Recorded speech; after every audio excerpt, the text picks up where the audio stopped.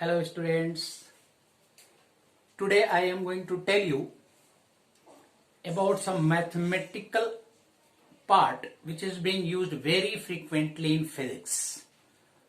Because since you are in standard 11, these things will be taught to you in mathematics later, but initially some formulae, particularly calculus part, is very frequently being used in physics. So in short, certain formula I have narrated over here, I will just explain. So here first I will take the derivative of a function. What is the meaning of it? So there is a basic mathematics used in physics I have taken. So here derivative of a function. Actually derivative means what?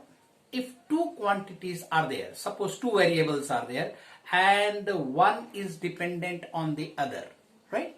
I have written y is equal to fx, so y is the function of x, right?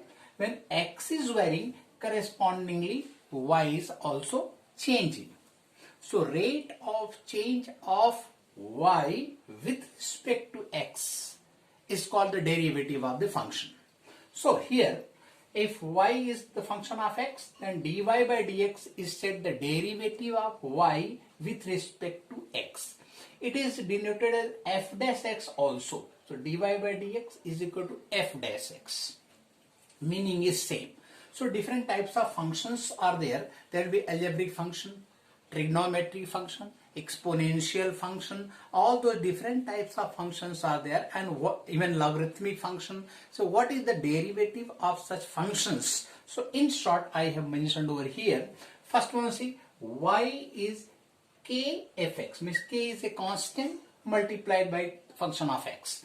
If I am finding a derivative of this, that is dy by dx, k times the derivative of the function. Similarly, y is x to the power n, x to the power any value number you can think of. So derivative of this dy by dx is equal to n x to the power n minus 1. Here y is equal to log x to the base e. In calculus, the logarithm which is being taken of any variable base e is being taken, right? So normal logarithm, if you are using the log table and all, base of that is 10. Whereas in calculus, any kind of logarithm we are taking, base is always e. Its value is approximately e is equal to 2.7 something, it may be 3 or something. It is the approximate value. E is this. So in calculus, logarithm is base e is being taken. And then trigonometry functions. If y is equal to sin x, derivative of sin x is equal to cos x. For cos x, it is minus sin x. For tan x, derivative of tan x is sec square x. Sec x is sec x tan x. Cosec x is equal to minus cosec x cot x. Y is equal to cot x. The derivative of this is minus cosec square x. Now see, wherever c is there, means cosec, it is negative. Here cos is negative, cot is negative.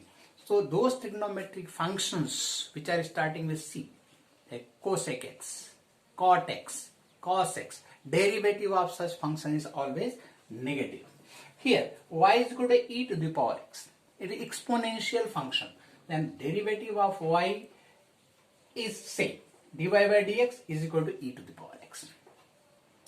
Y is equal to fx.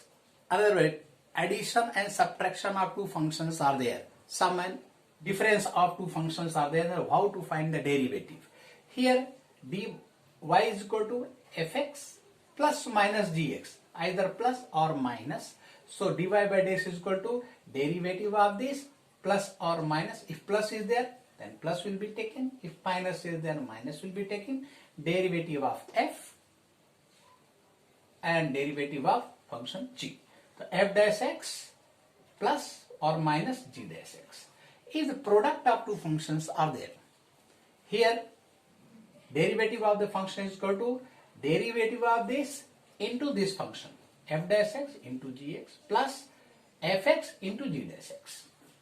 This way, if there is quotient of two functions, y is equal to fx upon gx, and condition is that gx should not be equal to 0.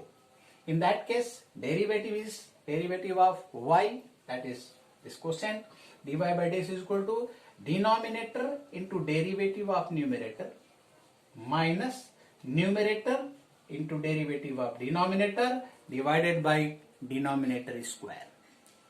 This is actually this formula I have written over here. It can be proved by first principle, which will be taught to you later on. But okay, for time being, formula can be learned and it can be applied wherever it is needed. If two functions are there, it is called a function of a function.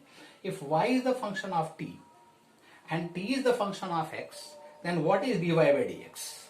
So first dy by dt will find, and then it will be multiplied by dt by dx, because t is the function of x, so dt by dx we can find out, and y is the function of t, dy by dt we can find out. If you multiply, then we will get dy by dx. And what is the significance of dy by dx? If you remember, I had taught you motion in a straight line. There, for instantaneous velocity, instantaneous acceleration, all those things we had done. So instantaneous velocity, I had told you that it is dx by dt, where x is the displacement. So rate of change of displacement with respect to time is called the velocity. Instantaneous is particular time, at the time t seconds, third second, fourth second. What is the instantaneous velocity? At that time, graphical presentation of any motion I had shown, and I had told you instantaneous velocity means if the graph is plotted and tangent is drawn at any point when displacement time graph is there, so the tangent, slope of the tangent is called the instantaneous velocity at that particular time. And what is slope? That is dx by dt. So derivative of any function represents the slope of the tangent drawn at any point on the curve. Slope means the tangent of the angle which is that tangent is making with positive direction of x-axis. That is called the slope of the tangent. These things, just to remember this, but these things will be taught to you later on, and then you will understand it in better way. Now, reverse process of derivative.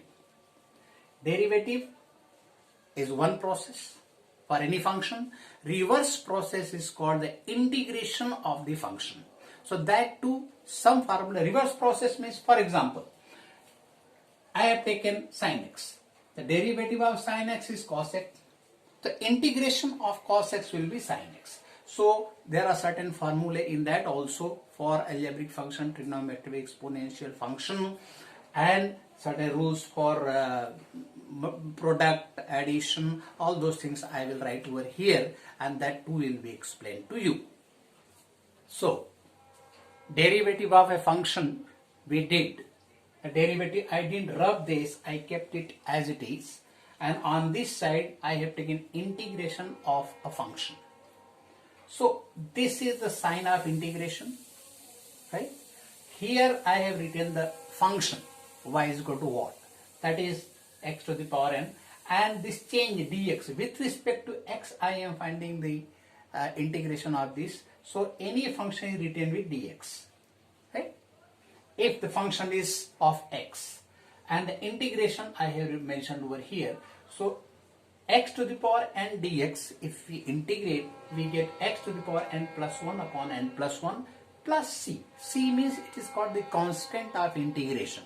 Means you see, reverse process of this is this. So if we differentiate this, we will get this. So any constant, if it is differentiated, then its value is 0. Means we can add over here one thing, that if y is equal to c, then dy by dx is equal to 0. For any constant, derivative of the constant is 0. So this constant of integration will go when it is being differentiated. So integration of 1 by x dx is equal to log x to the base e. You see, here log x to the base e, derivative is 1 by x. So integration of this will be this. Reverse process. So e to the power x dx is equal to e to the power x plus c.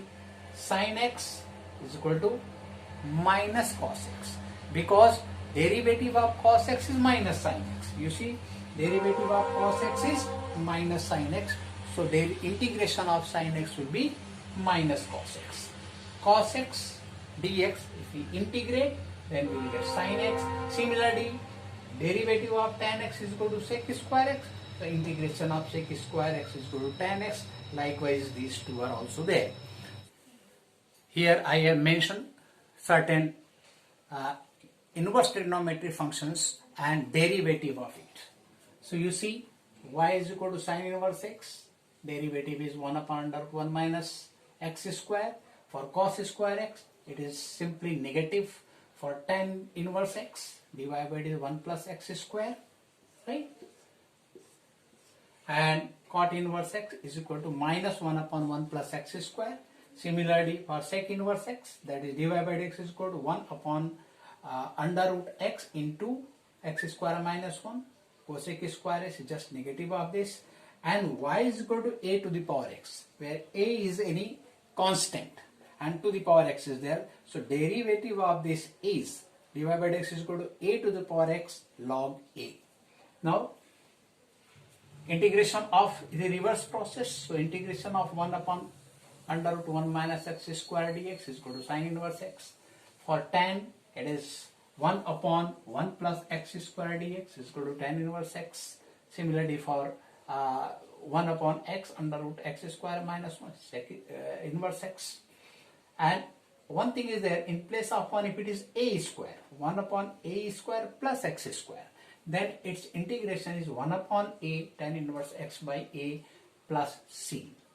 In fact, there is proof of all these integrations also, but at this level and at this juncture, proof is not needed. Simply learn the formula and its application with the passage of time. Whenever classes started and 11th and all the calculus part of standard 11 is being taught, in that many proofs will also be given to you. So for time being, you should remember this, and wherever applications are there, you can apply it directly and you can get the solution of the questions. So for proof, we will see later. If time permits, I will also give the proof of all this. This can be given to you, but at this moment it is not needed to you all. Now I will go for logarithm. Logarithm is also being used very frequently in mathematics as well as in physics for calculations and all. So certain laws are there. These laws must be known to the students, and lower classes also up to 10th, I think logarithm is there, and you have already familiar with the term and its application also. But okay, since it is a basic thing in mathematics which is applied in physics, so I have given that those laws also. So log of product of two numbers, if it is there, then that is log xy is equal to log x plus log y. Here base doesn't matter. For any base, this law is true. That is why I have not mentioned the base over here. Whatever base is here, same bases will be at both the places on the right hand side as well. Similarly, for log x by y is equal to log x minus log y. Here also it is applicable for all the bases, but condition is there, bases must be same everywhere. Log x to the power n is equal to n comes out and n log x. These three are the standard formula in logarithm. So it's application. For example, suppose if I write log 8 into 16 to the base 2. What is the value of this? Then it will be, we will write log 8 to the base 2 plus log 16 to the base 2. As per the rule, product of two numbers are there, then it will become the sum of logarithm of these two numbers. So log 8 plus log 16 to the base 2. This can further be written because here I am going to get the solution of it. That can be done over here also, directly multiply and get the answer. But I have taken two numbers such that these are the powers of 2 to make you understand. So here 8 is the power, third power of 2. So this can be written as log 2 to the power 3 to the base 2 plus log of 2 to the power 4 to the base 2. 2 to the power 3 is 8, to the power 4 is 16. So again, here we will apply this formula. X to the power n. N comes out, so 3 will come out over here. So 3 log 2 to the base 2 plus 4 log 2 to the base 2. This way we can write.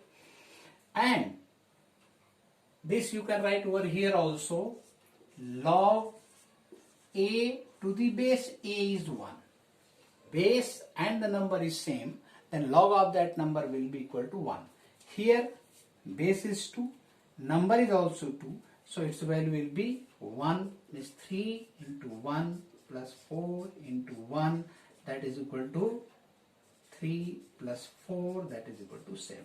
So value of this is equal to 7. I have applied two laws over here, one this, another this, and third one, 3 laws. I had deliberately taken this example so that application can be understood to you. So this could have been directly done. 8 into 16 will do, that will be 2 to the power 7, and 7 will come out, then 7 log 2 to the base 2. That way also it could have been done. But I have intentionally taken this step so that application of laws can be understood by you. That is the intention behind it. So I think some basic mathematical tools which are applicable in physics I have given, and there will be many, but with the passage of time, wherever I feel that this should have been told to you, so those formulae will also be given. And when I am taking different chapters and application is coming, for example for maxima and minima, how to find the maximum volume, maximum speed, so their maximum minima formula will be used. At that time I will tell you how to get the derivative and it is equated to 0. All those things will be told to you later on. Okay, so wish you all the best and hope that you have understood up to a certain extent, because understanding won't be there here, learning is needed. So with the application you will recollect, okay, I have understood this, I had seen somewhere these things. So at that moment this will be very much beneficial to you all. So wish you all the best. Take care.